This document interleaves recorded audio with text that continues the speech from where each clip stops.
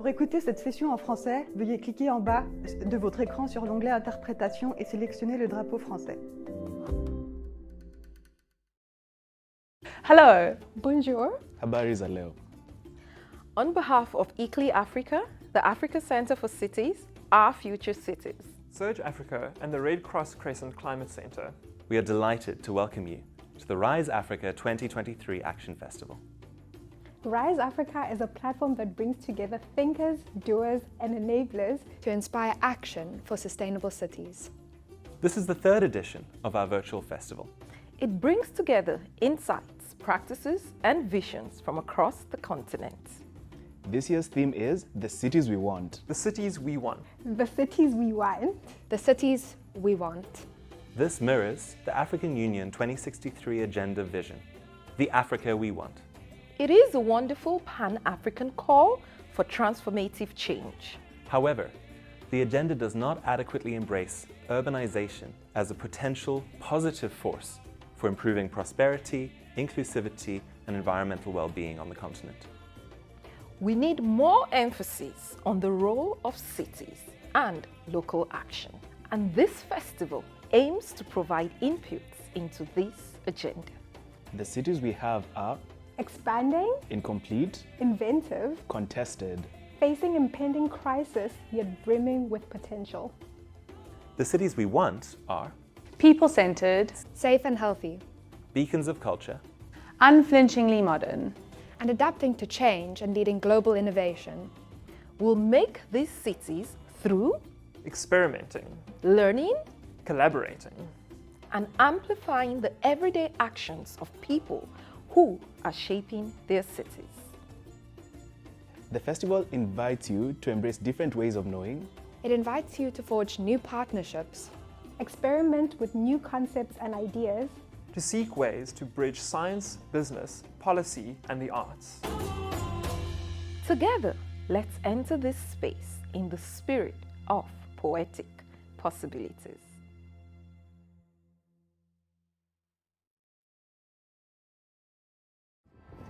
The cities I want, I already have. In people, all of us children, mommy's sons and daddy's daughters, not raised ideally, but we're still proper. Carrying dust of townships on our skins, unwashable identities and unsolvable complexes, crisscrossing each other with dance, loving where hatred has tried, succeeding where governments have failed. I see monuments in these lives standing here, deities to be worshipped after now, each one gods in their own rights, kings and queens of the yellow and black. We live here together, synchronized dreamers in a city that never sleeps. If there is still one person left grinding on the streets, when you write about a place like Lagos, we do not convolute the language. Come meet us where joy has found us, on the streets where art has found voice, in dance theaters raised on canals, and open mics staged on wooden bridges. I found my cities here, in the people, full of life, each one a road rager, each one a mouthful of curses, each one a mouthful of blessings, each one a hand full of blessings, because that's how it ought to be.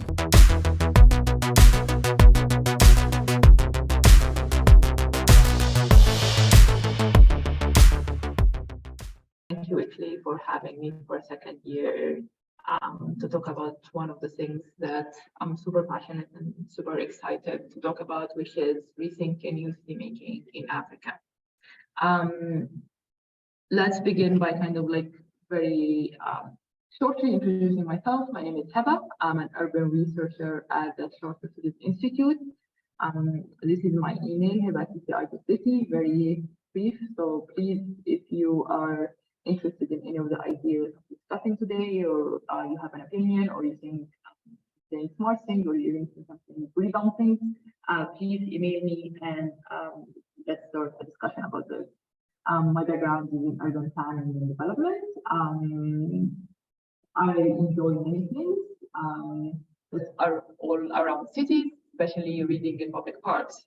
I'm currently based in Lusaka, Gambia, and I'm not enjoying a lot of public work. So I'm going to be ranting a lot in this session.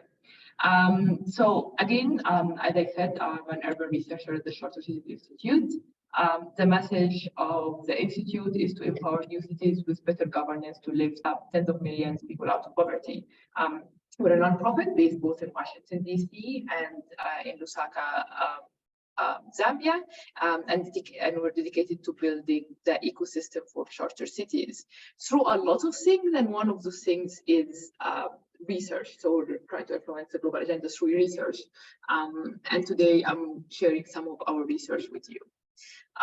And before we do anything, I want us to start with an urban brand. This is something that I think is extremely healthy for all urbanists everywhere, is to just talk about something that drives you crazy in your city. It can be really anything. It doesn't have to be super deep, or you don't have to have like super extreme analysis around it.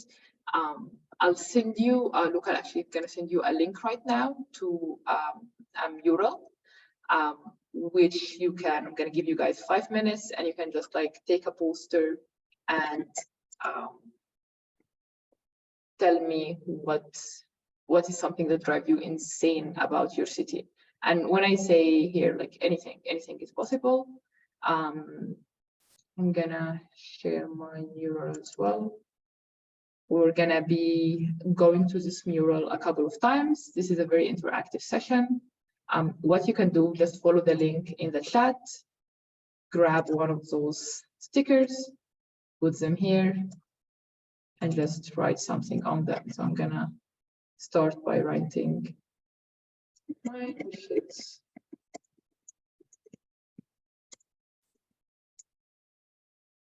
So please, yeah, just join this link. You don't need an existing Bureau account, I believe. You should be able to join it with that. So please just start joining. If there's an issue, let me know. I should be able to grant access if someone needs it.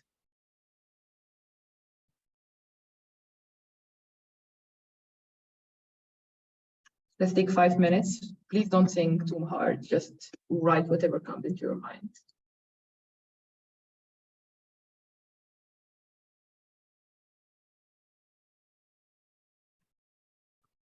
Grab one of those little black things and just write something.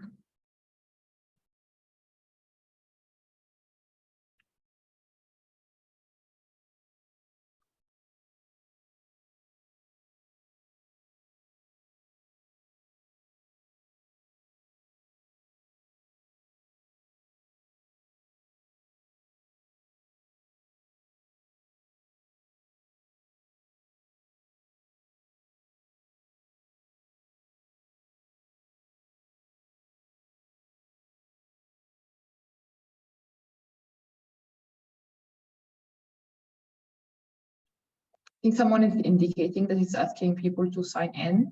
So we're going to be using this throughout the session, as I said. So please do sign in. If you need to sign in right now, do sign in. And yeah, we're going to be using it. Thank you.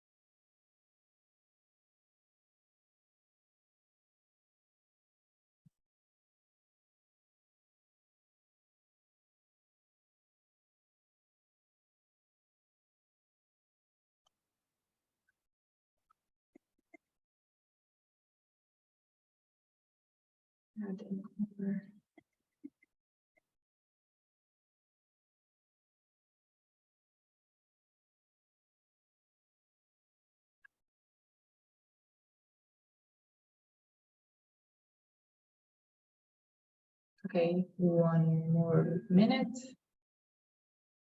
Please, you can use more than one sticker.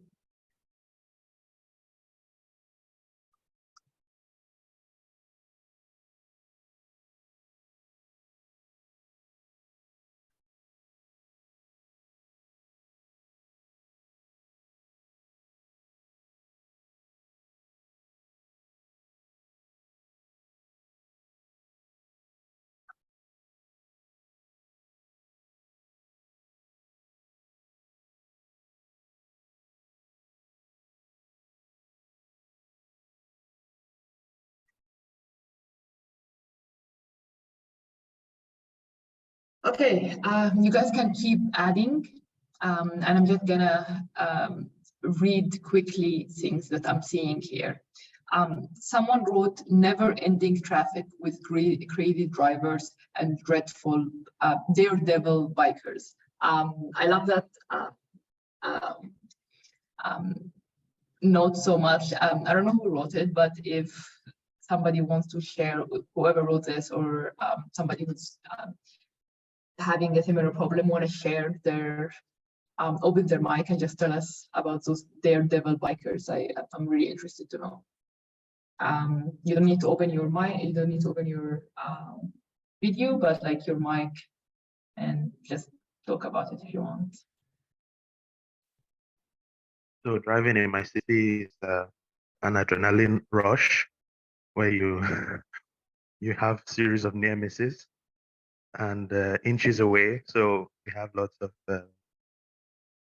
motorcycle riders, you know, navigating the corners of the street. The drivers are all very heated up. Everyone is angry. Everyone is shouting and screaming. Yeah, so that's it. I almost want to guess where you're based, but I'll let you tell us where you're based. No, you should give it a guess. Then. No, I don't want to offend anyone. Okay, it's Lagos.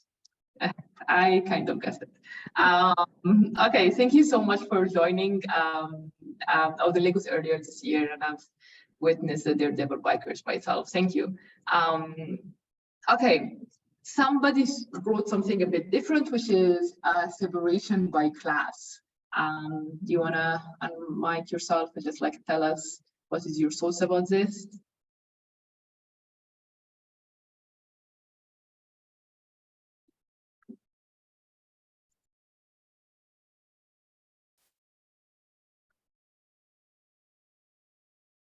Separation by class, no one?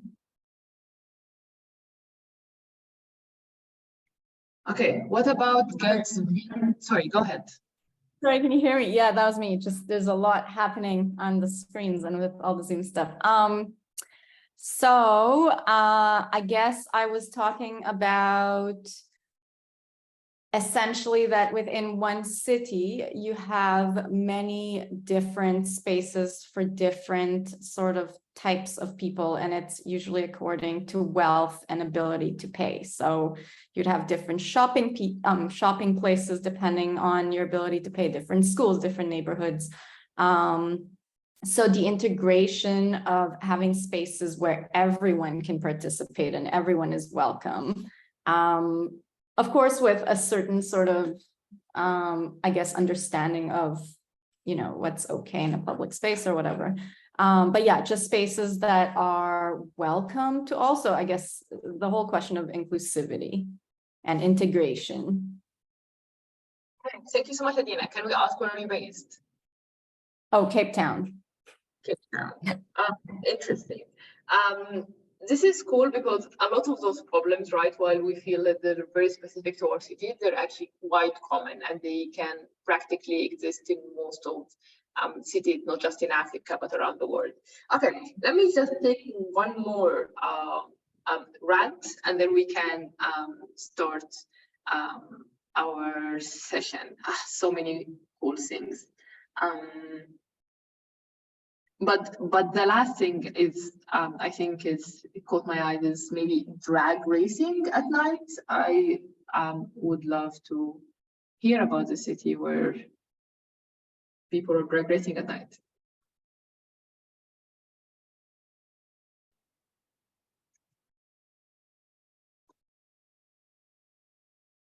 Anyone who wrote the drag race comment can tell us what's happening at night.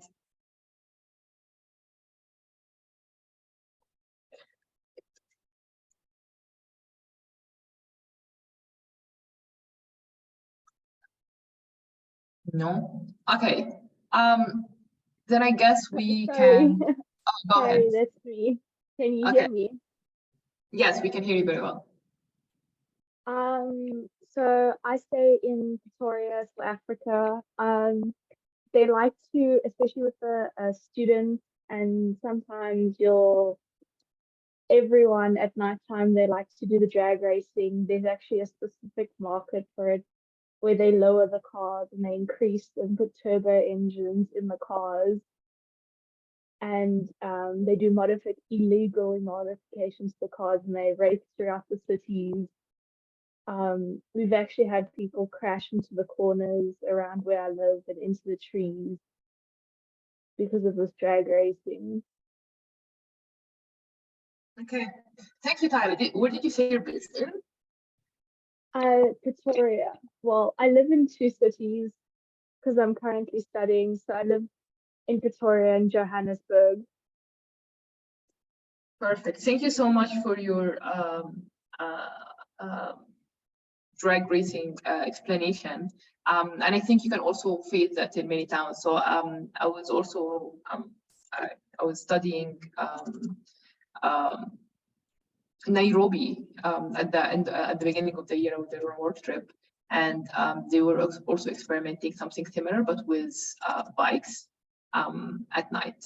Okay, so since we got through our urban rant, I know so many people wanted to talk about so many things, but I think just going through what we put now, we can see that there are so many common problems across our cities.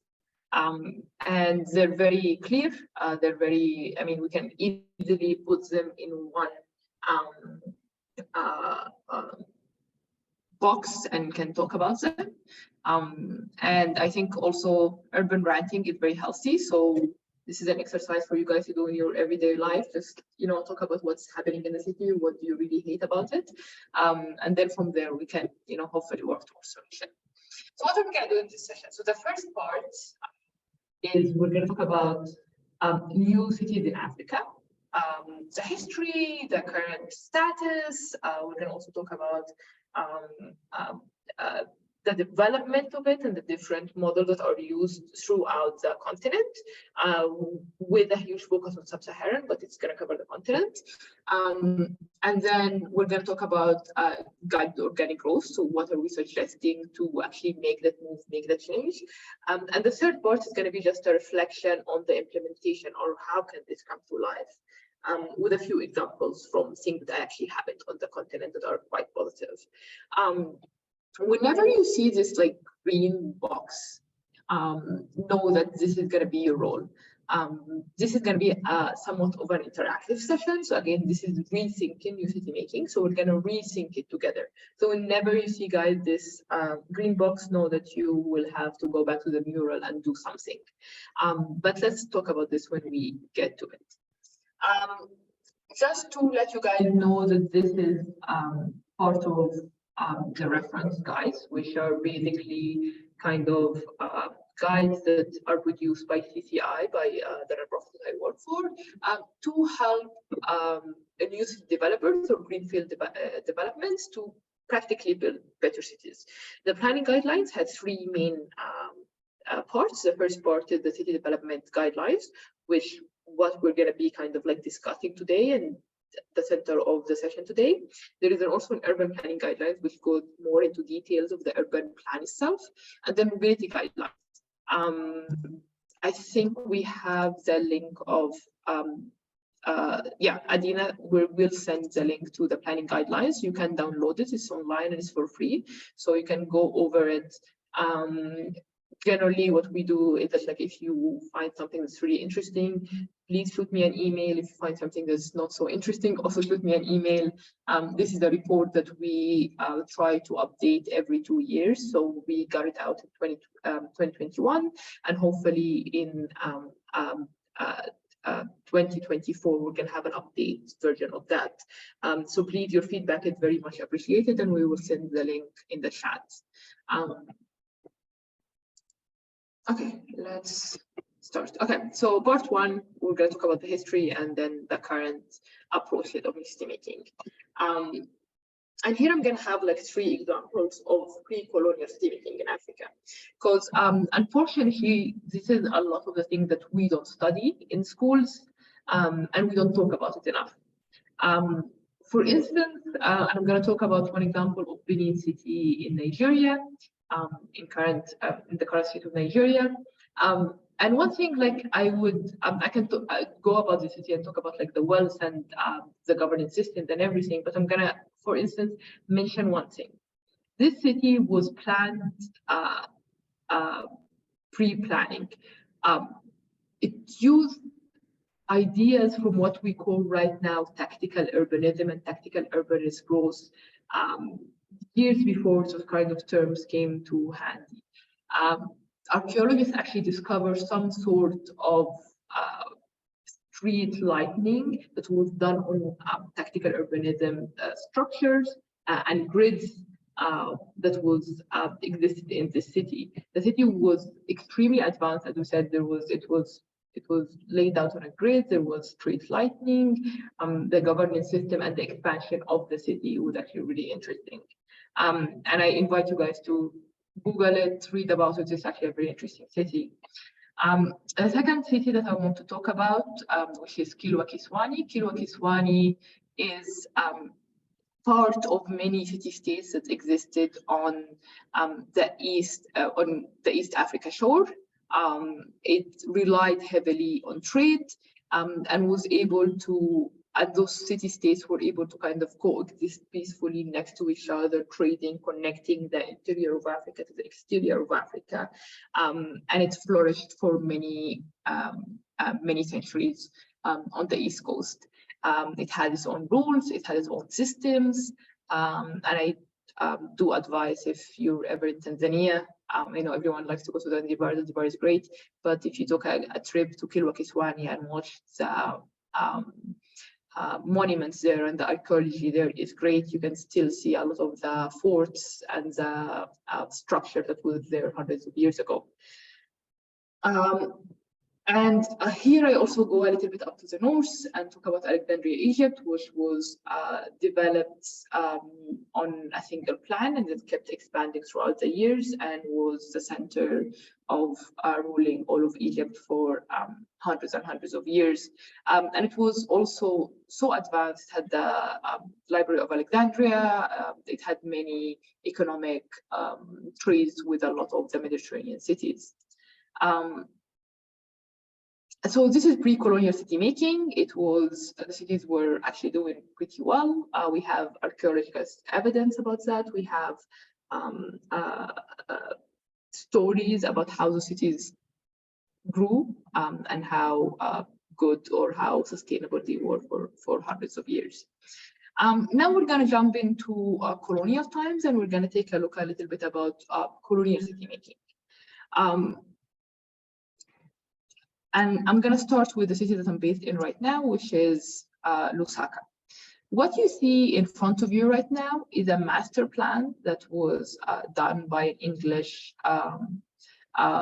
professor called Atchett. It's called the Atchett Plan. And what he did practically is that he planned Lusaka from scratch. And this is one of the reasons we do a lot of research specifically on Lusaka, because it is a greenfield development. It is a new city. The cities that were planned from scratch by the colonial powers or by the invading powers, whatever you want to call them, was planned completely for Europeans. The natives were allowed to exist on the cities with registration papers. They were segregated from the colonizers, so they lived in different spaces. And if we looked at the plan, I don't know how many urban planners are there, and you can recognize that this is actually a somewhat decent plan. It lies on a grid. There are so many, the roads are very spacious. There are a lot of trees. There are massive private lawns. There are huge houses with backyards. But this was not at all planned for Africans. And this is just one example, but we can, easily go through many examples where there is a history of exclusion, there is a history of segregation. Again, with colonization, they wanted to govern on the national level.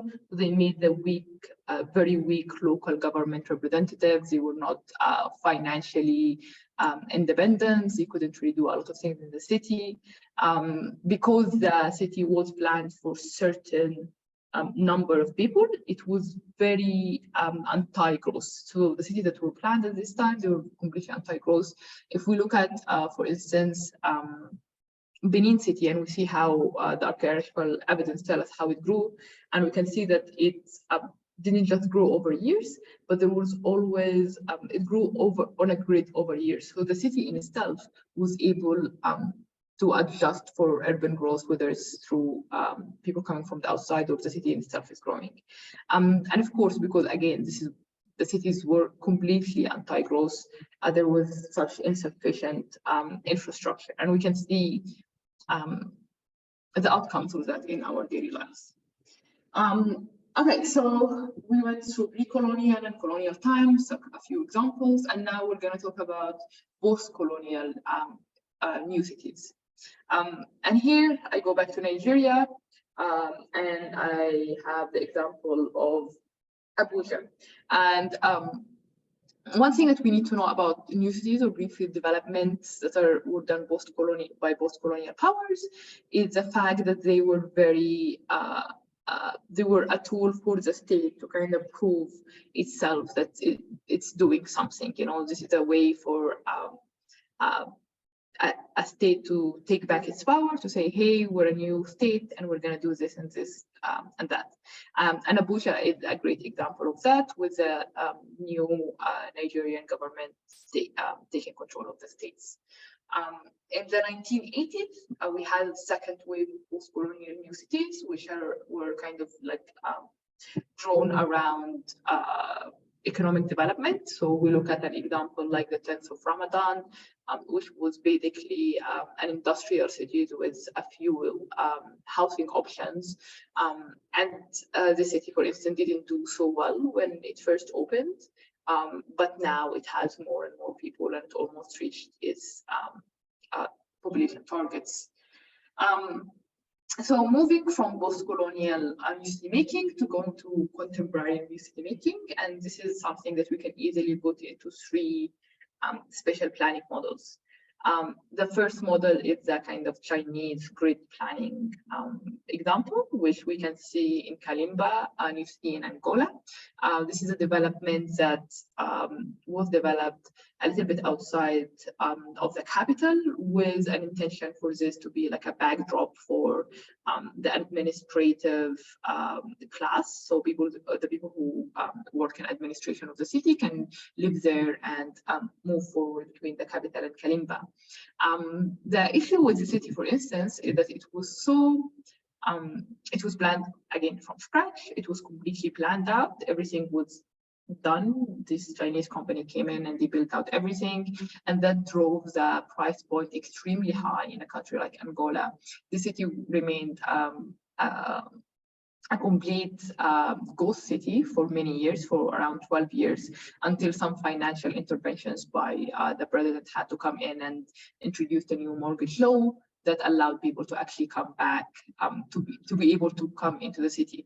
Again, this city was so planned from scratch, was so completely planned and executed, you could actually move in with units that are completely furnished. We can see examples of this kind of thing still happening till now, for instance, in most of the new cities that are being built in Egypt right now.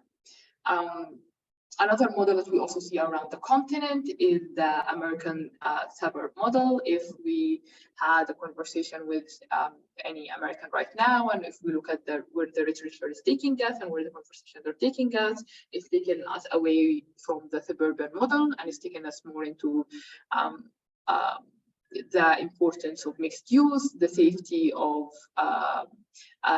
density, and the conversation around the idle streets and how suburbia is completely unsustainable. But for some reason, we keep building new developments to look like the American suburban model.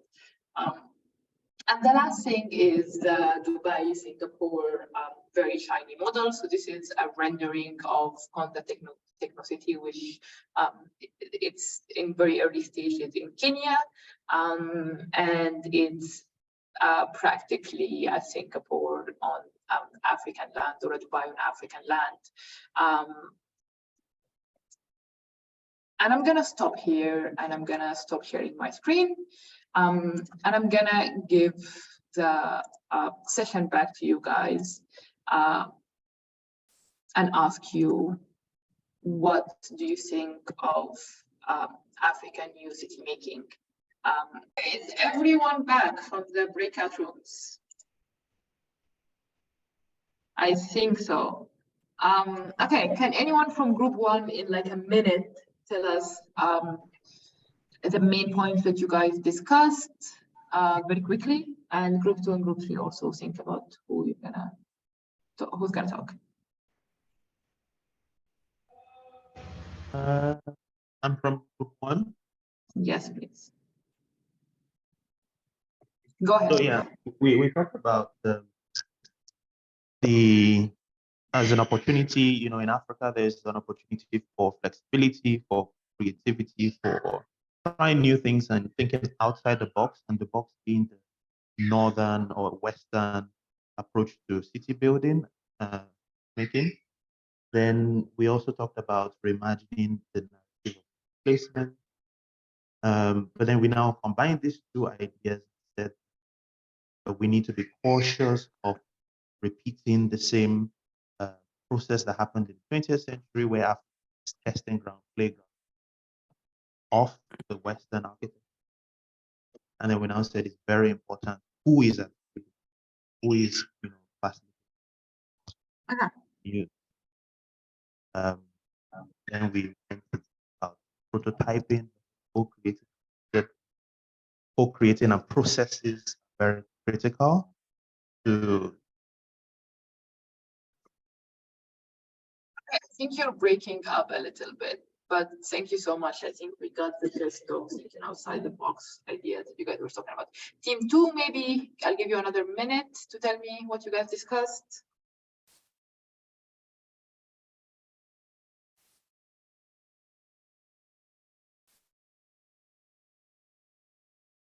Hello. Yes. Yeah, from team 2. Yeah. So, just give me a second.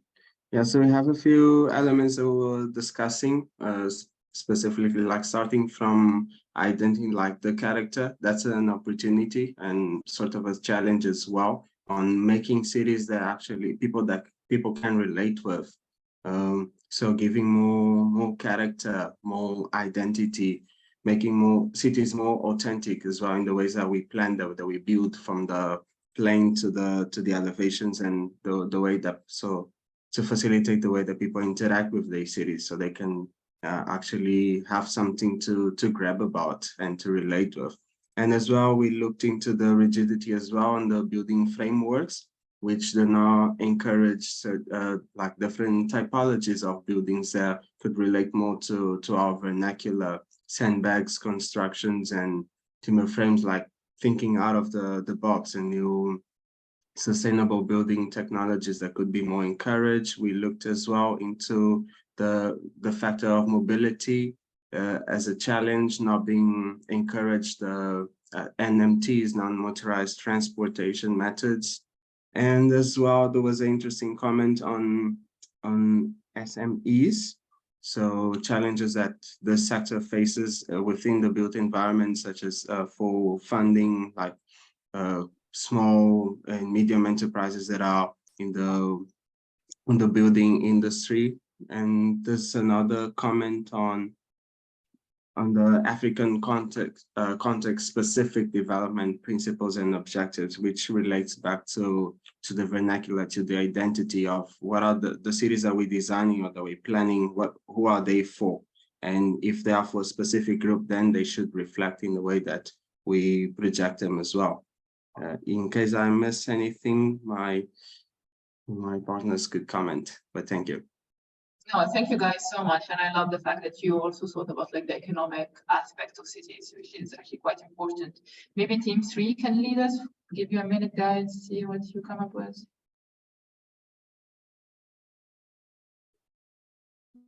So if I start just summarizing what we talked about, we, I think, all agreed on the problems that come up when just copy pasting models from city planning from around the world that just don't fit the context, and talked about examples where the city is almost like a puzzle of bits and pieces of like borrowed from different regions and how that causes problems. We also touched on funding challenges connected to private development in cities, and talked about problems connected with informality and overcrowding, as well as in that kind of connects to shortages in power supply, etc. And then I guess as opportunities, we stressed the importance of adapting to specific needs and context of the particular region and people in inhabiting the city. We talked about focus on updating infrastructure to suit our needs today, and focus on alternative energy sources like solar or wind power, and about also touched on public-private partnership opportunities. Yeah, I think that kind of sums it up. Perfect. Thank you so much, Teresa. And thank you everyone for having these discussions. I think the more important thing is that when we're having this discussion, it's also for you guys to connect to each other and to learn from what the other person is saying, or have a light bulb kind of like lightens in your head when you talk about these kind of things. What we know for sure is that there is a mismatch between what is needed, the problems, or the first trend that we have, and what is being provided. What is needed is sustainable, for instance, infrastructure. What is provided is really extremely suburban model of infrastructure, and you can see that a lot. What is needed is affordable housing. What is provided is extremely expensive housing. But what is in common between all of the things that we talked about is that they have these very overly rigid, overly restrictive master plans. Those master plans put a very high upfront capital cost on developing new cities. The decision making is usually very top-down, very extraordinary, and it fails to respond to any rising community needs, because when you're creating a greenfield development, or we're creating a new city, quote unquote, the developer or the city or whatever, they come in and they just do everything. And that's why we see a lot of completely unsustainable models of new city development. But on the other side, we see a lot of cities that were created from scratch in other parts of the world that are doing quite well. And they're not just doing quite well, they are contributing to providing urban economic vibrancy. In the case of Shenzhen, we see how a city that was created somewhat from scratch was able to bring in a lot of economic activities in China. We see how in places like Singapore, cities or new developments are able to unlock innovation and growth. So it's not completely a problem, it's just a problem in our context. Again, we go back to the process of master planning and decision making, being very top down, being very extraordinary of communities. And this is where we come with a paradigm shift. And we know that there are over 2 billion people that will be added to the urban population by 2050. 90% of that urbanization will happen in African and Asian cities. So in our cities, 90% of the urbanization that's happening around the world is going to happen. This means millions of people are going to be urban residents, which makes the main challenge of African cities is to plan for and effectively accommodate rapid urban growth. There is a huge urban growth. It's happening. It's going to keep happening till 2050 and even beyond. And we need to do something about it. One of the solutions that are suggested always for addressing that urban growth are new cities. As we've seen, new cities have not been able to, sustainably actually affect the urban growth. What we know about urban planning is that it is a discipline of shifting paradigms.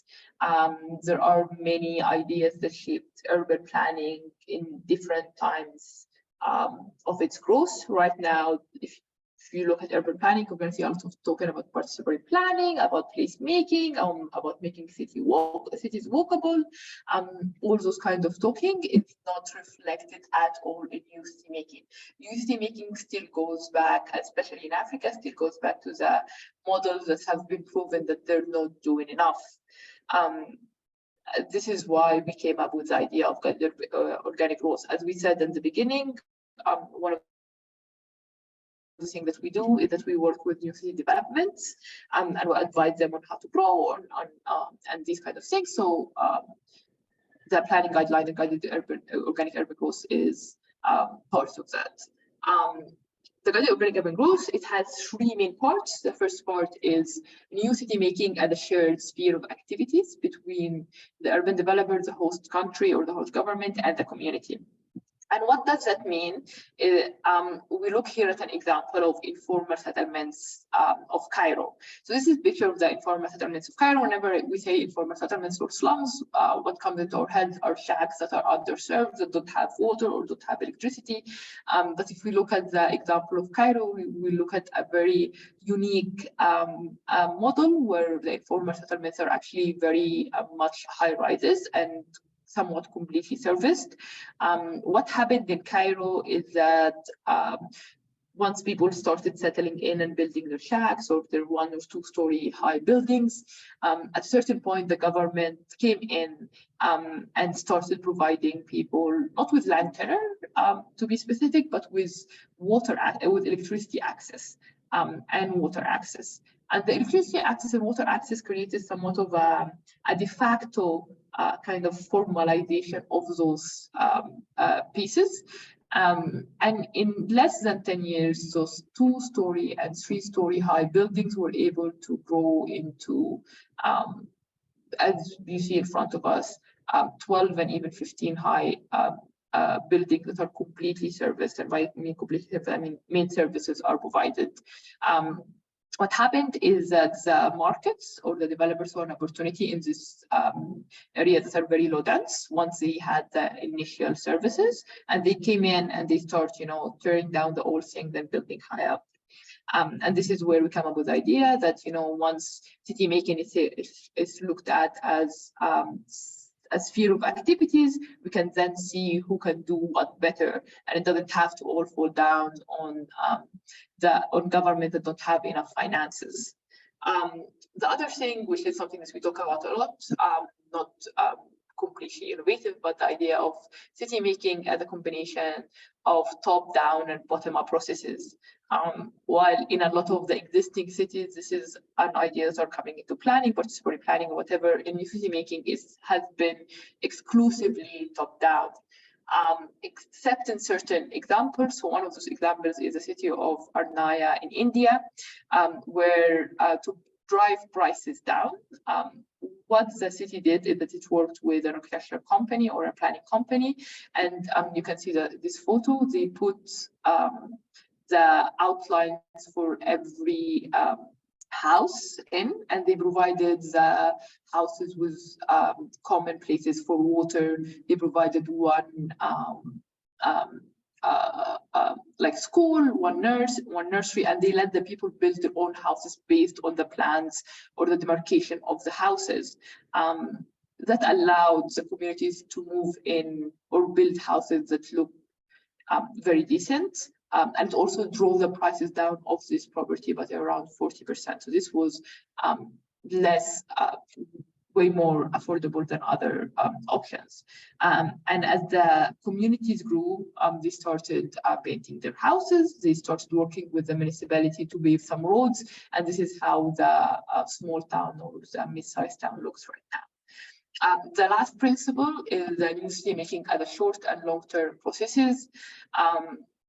As we've seen in all of the examples that we've seen on that are in contemporary city making, we see that a government or a company comes in and they build everything from scratch and it's done. And this is where a lot of the prices go up and a lot of units become unaffordable. We look at all over, this is not just in Africa, but all over the global south, and we see extended columns on top of buildings. It's a very common tradition for people to build, and you can see it all over the place. You can see it in Egypt. You can build one story, and then when you have more money, you add another story, or you build one room, and when you have another,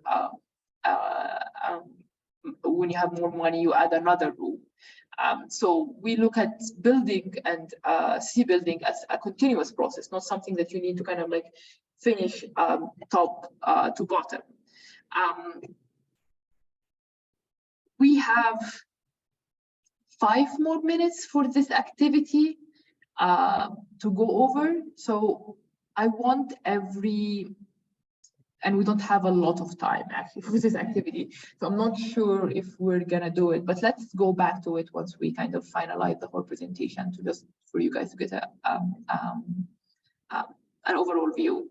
So here I'm going to talk a little bit about good examples which use some sort of integration of the communities in building things. One of the examples is site services projects in the Novo neighborhoods in Dar es Salaam. What this company practically did is that they provided 3 things for houses, right? Water access, unpaved roads, and then formal plots. And some schools and clinics. Remember the example of Arnia in India. This is somewhat of a similar example.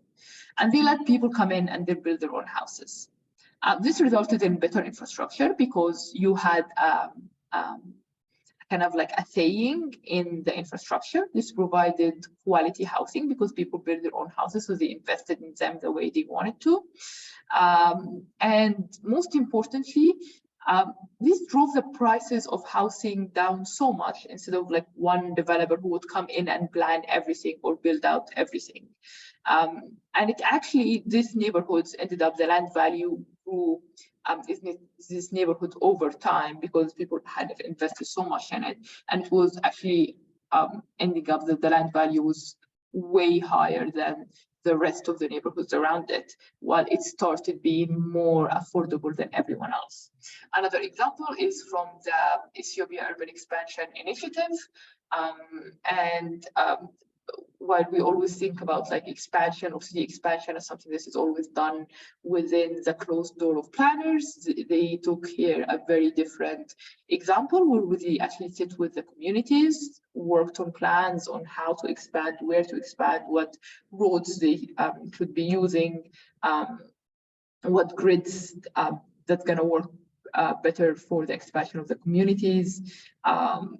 And what they did, again, they just established road grids, public spaces, some demarcation, and they let the rest of the development come as the communities move in the house. They didn't plan everything from the beginning.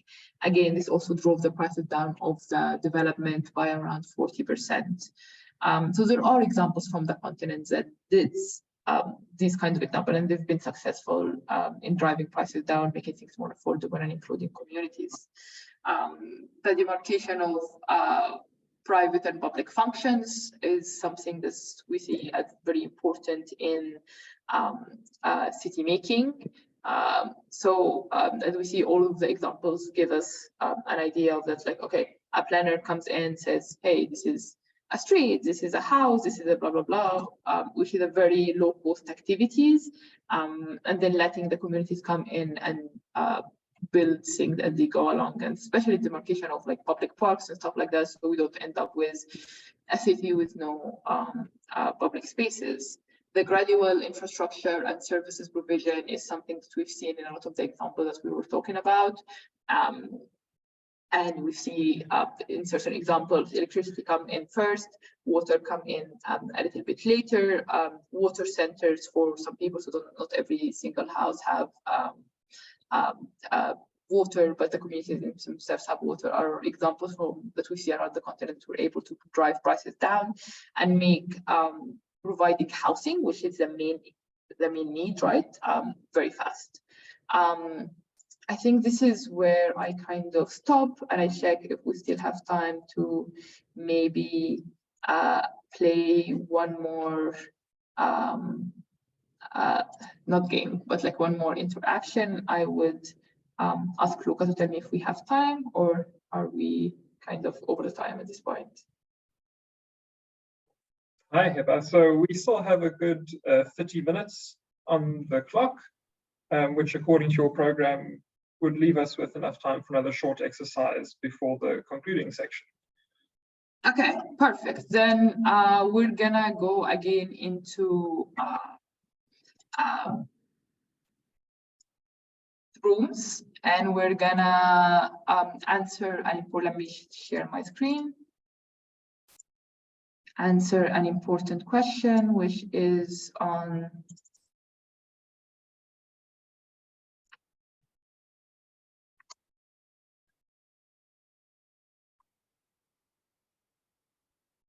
yes, which is on matching the activity with the principle.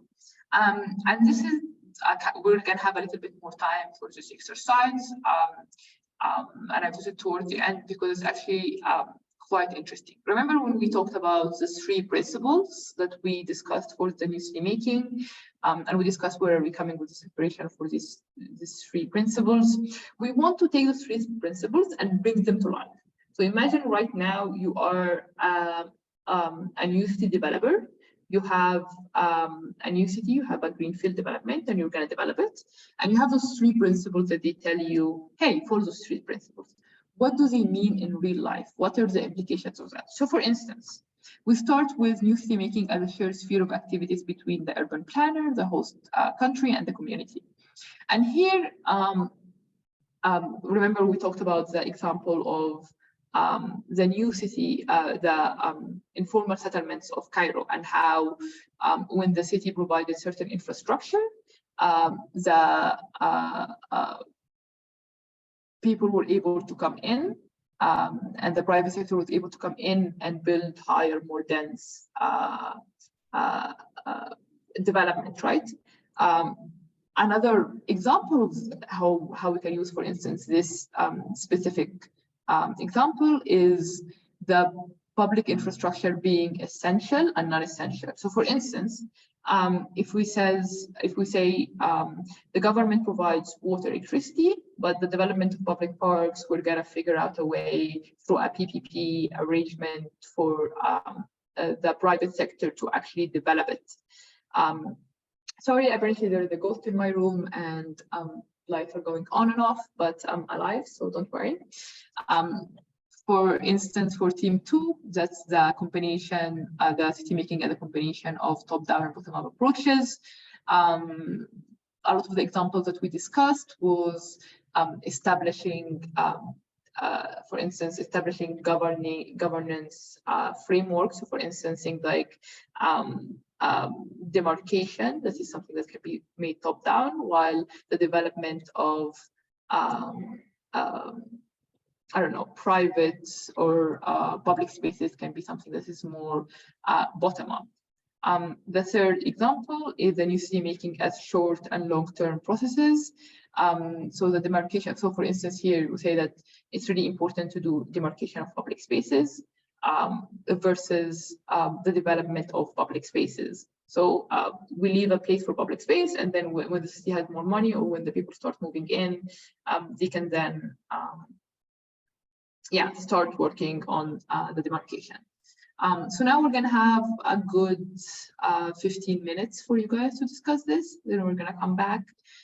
Take your time, think about it very, in details. And please, now is your chance to ask any questions. If you have them before we go into the rooms. Any questions?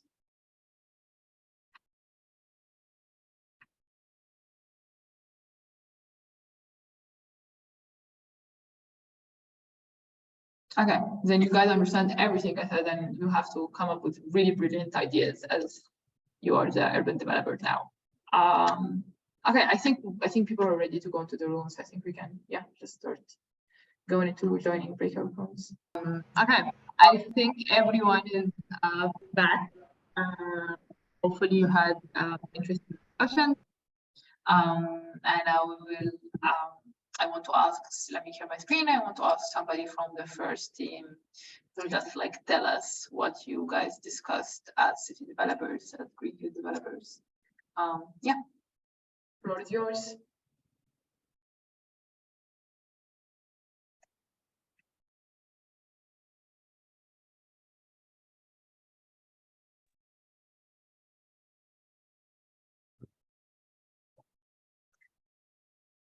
Anyone from team 1?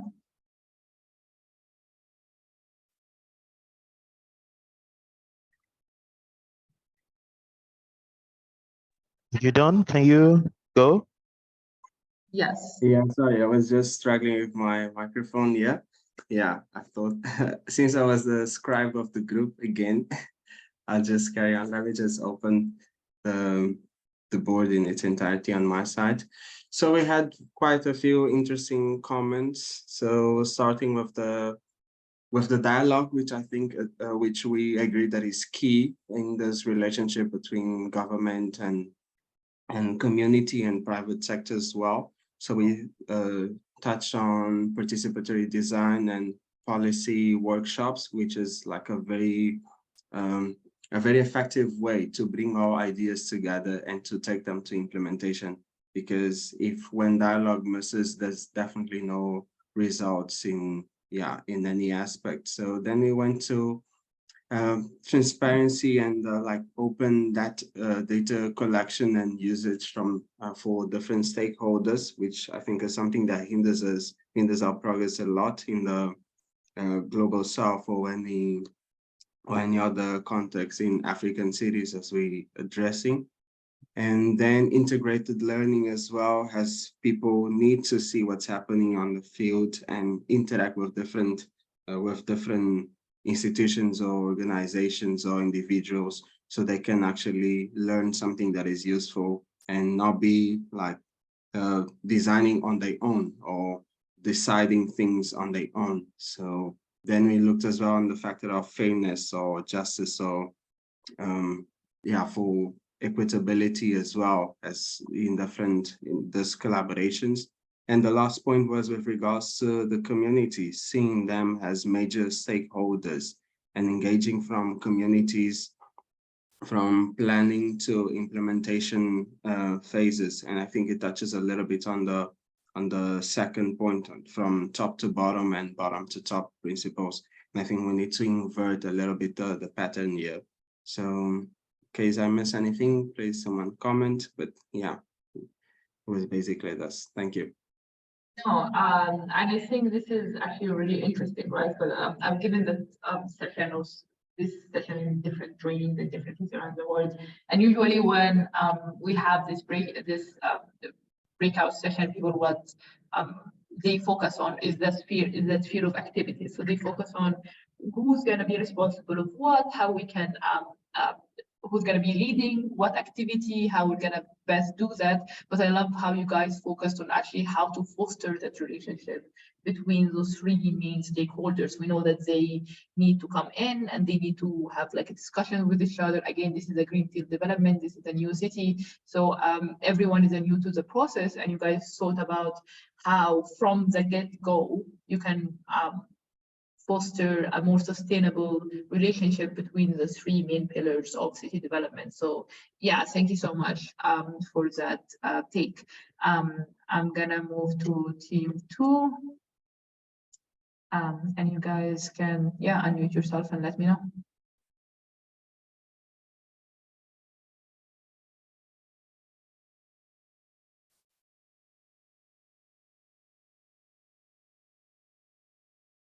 Anyone from team 2?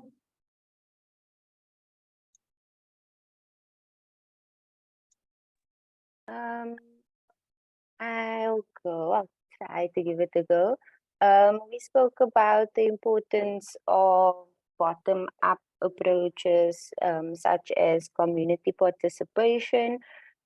Specifically, we wanted to frame, contextualize it, and we spoke to the importance of restoration, also with regards to urban planning. And specifically with this, we know that bottom-up approaches is important in combination with the top-down approaches, because these restoration projects only work when it's taken over by the community, because the top-down, can only go so far. And we also spoke about the importance of education and things like that, to harness the two. Thank you guys so much. And this is also great because you talk about how we're going to actually execute just like top down and bottom up activities in the city. The last thing, for some reason, we had difficulties with the third team. I don't think anyone joined the room or something. But again, the new city making as short and long-term processes.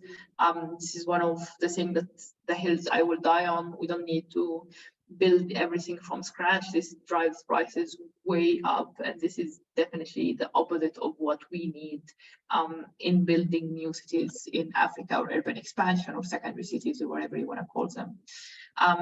Now I'm just gonna recap very quickly everything that we went through. Well, not everything, but some things from what we went through. We started with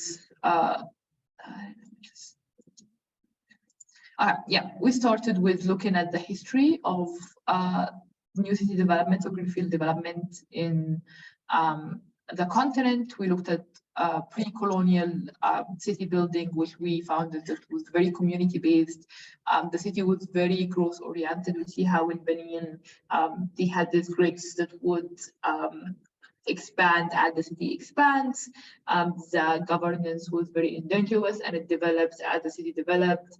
And we saw very strong sustainable economies. So every city we talked about had a very strong sustainable backbone, economic backbone, whether it was trade, whether it was some sort of exterior or interior trade. We looked at the colonial city making. We give the example of Lusaka, and we see how everyone was segregated. There was practice. The cities were not built on any sense of economy, and this is how we, or even if you look at Lusaka at this point, and it's based practically not on industry or any productive economies, but more on service economy, which, you know, at the end of the day, you're going to find millions of people can't find productive jobs. We find very weak local governments that will start by the colonial powers. And we see that how we're building our cities right now is that we're repeating the colonial city. We're repeating the mistakes of the colonial cities through the master plan that are overly rigid, that are restrictive, that are not pro-growth. We see extreme high upfront capital costs. Those new cities are supposed to, you know, take in all of the young people and all of the immigration to cities, which should be quite affordable. It's the complete opposite. We're doing the same thing of putting the decision-making processes in just the hand of the developer or the government or the national government without including the communities, the markets, the urban developers, everyone who should be included in that process. And most importantly, those cities have no economic base. If we look at all of the contemporary development as we see no industrialization, we see no job creation, which is what is needed mostly on this continent, what we need to do most. We see no sustainable economies whatsoever. So those cities are not gonna participate in the economic growth of the nation or the economic growth or the economic sustainability of the city itself. On the other hand, you have cities like Singapore or Shenzhen that through city creation, through good city making, they were able to induce economic growth. I'm gonna end here. Guys, remember there are different ways that we can go about building our greenfield development, building our new cities. We've seen examples of how things can be done right. And yeah, thank you so much for staying those 90 minutes with me and for all your interactions. Again, this is something that we're gonna keep developing every 2 years. So your input was really important to us. And hopefully you you got something out of this session. You can again download the planning guidelines online. It's completely free. Go over it and shoot me an email if you want to discuss something, or you think it's great or you think it's not so great. Okay, I think we can now close the session. If anyone has any burning question, you can open your mic. But other than that, I think we're done for this session. But again, this is the first set of sessions on so many sessions for the next 3 days with Rise Africa. So please make sure you attend some of them or all of them.